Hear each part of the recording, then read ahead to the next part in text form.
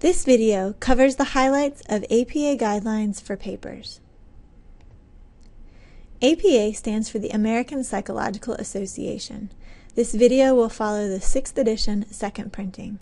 We'll cover the most essential aspects, and you can find all the details on our library website at bethelu.libguides.com/APA101. You may be wondering why your facilitator is asking you to give APA citations and references in your writing assignment. The most important reason is so that you can give credit to the authors that you use in your paper. It's important to acknowledge where you're getting your information. This also helps you to avoid plagiarism, which is a serious academic offense. How you cite depends on where you get the information. Whether it's a textbook, a website, or a journal article, all these sources are cited and referenced in different ways. But the big picture is, every time you use a source, it has an InText citation that corresponds to a reference. The InText citation happens in the main part of your paper, as you can see in this picture. And that InText citation is linked to a full reference that comes at the end of your writing assignment. An InText citation is only the most important parts of the reference. Think of it as a short format because you don't want to interrupt the flow of your writing. It's kind of like talking in a movie.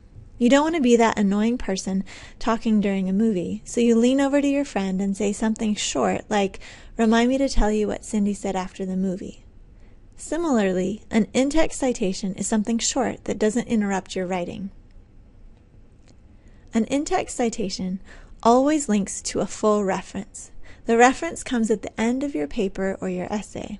They're the whole story about your source, where you found the information, the publication data, and all of those details. Let's look at a few very common examples. Many students cite their textbook in their papers. Here's an example of how you would cite and reference an online textbook with one author. As you can see, the InText citation has the highlights, the author's last name, and the year. And this corresponds to a fuller reference that gives more information about where you found it. Be sure to pay careful attention to the capitalization.